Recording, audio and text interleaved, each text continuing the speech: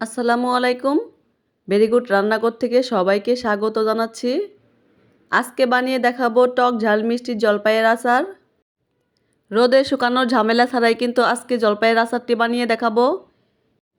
এই আচারটি বানানোর পর কিন্তু আপনারা অনেক দিন পর্যন্ত সংরক্ষণ করে খেতে পারবেন। এই আচারগুলো কিন্তু নষ্ট হবে না। খিচুড়ির সাথে কিন্তু এরকম আচার খেতে বেশ ভালো লাগে। এই আচারটা কিভাবে তৈরি করতে হয়, কি কি মশলা ব্যবহার করতে হয় চলুন দেখে নেই। একটি পাত্রে 1.5 কেজি জলপাই নিয়েছি। এখানে সামান্য পরিমাণ হলুদের গুঁড়া দিয়ে দেব, পরিমাণ মতো পানি দিয়ে দেব। এখন জলপাইগুলো ভালো করে সেদ্ধ করে নেব।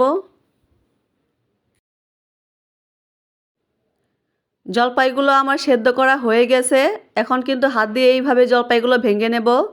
সবগুলো জলপাই কিন্তু আমি এইভাবে ভেঙে নেব। আপনারা চাইলে কিন্তু ভিতরের বীজগুলো ফেলে দিতে পারেন। আমি কিন্তু এগুলো রেখে দেব। আচার খাওয়ার সময় কিন্তু এই বিচিগুলো খেতে কিন্তু বেশ ভালো লাগে।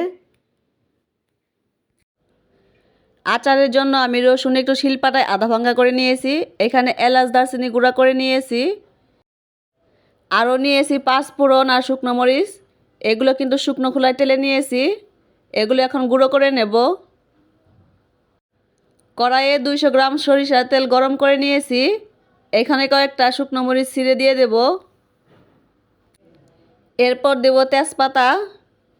এগুলো হালকা একটু ভেজে নেব। যে রসুনগুলো শিলপাটায় আধা ভাঙা করে নিয়েছিলাম সেই রসুনগুলো দিয়ে দেব। রসুনগুলো একটু লাল লাল করে ভেজে নেব। আচারে রসুনের পরিমাণটা বেশি দিলে কিন্তু আচার দীর্ঘদিন পর্যন্ত ভালো থাকে। আচার কিন্তু নষ্ট হয় না। তাই চেষ্টা করবেন রসুনের পরিমাণটা আচারে বেশি ব্যবহার করার। এতে করে কিন্তু আচার আপনারা দীর্ঘদিন সংরক্ষণ করে খেতে পারবেন। রসুনটা আমার ভাজা হয়ে গেছে। এর চেয়ে বেশি ভাজলে কিন্তু তেতো হয়ে যাবে। এখন দেব হলুদের গুঁড়া। যে মরিচগুলো ভেজে গুঁড়া করে নিয়েছিলাম সেগুলো দিয়ে দেব। 5 ফোড়নটা অর্ধেকটা দিয়ে দেব। এলাচ দারচিনি গুঁড়া থেকে অর্ধেকটা দিয়ে দেব। বাকিটা কিন্তু আমি পরে ব্যবহার করব। এগুলো একটু হালকা ভেজে নেব। এই পর্যায়ে কিন্তু চুলার আঁচ একদম লোতে থাকবে।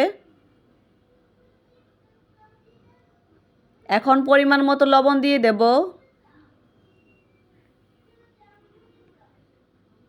এখন জলপাইগুলো দিয়ে দেব। এই জলপাইয়ের আচার বানাতে কিন্তু বেশি সময় লাগে না। খুব অল্প সময়ে কিন্তু এই আচারটা বানিয়ে নেওয়া যায়। এখন দিয়ে দেব চিনি। চিনি আপনারা কিন্তু আপনাদের টেস্ট অনুযায়ী দিয়ে নেবেন। কেউ কিন্তু আচারে মিষ্টি বেশি পছন্দ করেন, আবার কেউ কিন্তু কম পছন্দ করেন। সেই অনুযায়ী কিন্তু চিনিটা ব্যবহার করবেন। আমি এখানে 1.5 কেজি জলপাইয়ের জন্য 700 গ্রাম চিনি ব্যবহার করেছি। আপনারা আপনাদের টেস্ট অনুযায়ী কিন্তু ব্যবহার করে নেবেন।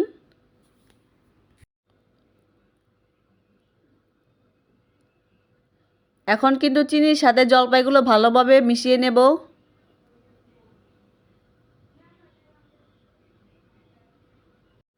জলপাইয়ের সাথে কিন্তু চিনি ভালোভাবে মেশানো হয়ে গেছে। এখন 2 চা চামচ ভিনেগার দিয়ে দেব। আচারটা যদি আপনি বেশি দিন সংরক্ষণ করতে চান সেক্ষেত্রে কিন্তু ভিনেগারটা ব্যবহার করবেন। এতে কিন্তু আচারটা বেশ ভালো থাকবে। ভিনেগারটা এখন মিশিয়ে নেব। আচার কিন্তু একটু পর পর নেড়ে নিতে হবে, তা না হলে কিন্তু নিচে লেগে যেতে পারে। চিনি গলে কিন্তু অনেকটা পানি ছেড়ে দিয়েছে। এই পানি শুকানোর আগ পর্যন্ত কিন্তু আচারটা রান্না করে নিতে হবে। এই পর্যায়ে কিন্তু আচারটা অনবরত নাড়তে হবে। আচারটা কিন্তু নিচে লেগে যাওয়ার সম্ভাবনা থাকবে। আচার বানানোর সময় কিন্তু একটু ধৈর্য নিয়ে কিন্তু নাড়তে হয়, তা না হলে কিন্তু আচারটা ভালো হয় না। আচারের ভিতর চিনির পানি শুকিয়ে আচারটা কিন্তু সুন্দর একটা কালার চলে আসছে। এখন এলাচ দারচিনি গুঁড়া আর 5 ফোড়ন গুঁড়া দিয়ে দেব। এগুলো মিশিয়ে নেব। এই এলাচ দারচিনি গুঁড়া আর 5 ফোড়ন গুঁড়া মিশিয়ে নেওয়ার পরে কিন্তু 4-5 মিনিটের মতো আমি রান্না করব। এরপর কিন্তু চুলা থেকে নামিয়ে নেব। এই আচারটা কিন্তু একটু নরম নরম খেতে ভালো লাগে। এটা কিন্তু বেশি ভাজা ভাজা করে খেতে ভালো লাগে না। আচার নামিয়ে ঠান্ডা হওয়ার পর পরিবেশন করে আমি দেখিয়ে দিচ্ছি কেমন হয়েছে।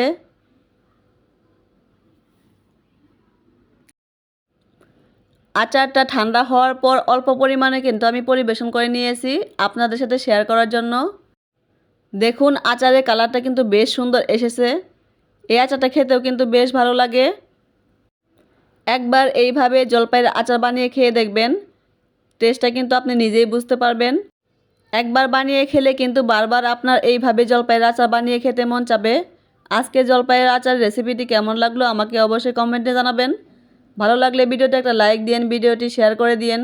ফিরে আসবো নেক্সট কোনো ভিডিও নিয়ে। সে পর্যন্ত সবাই ভালো থাকেন। আল্লাহ হাফেজ।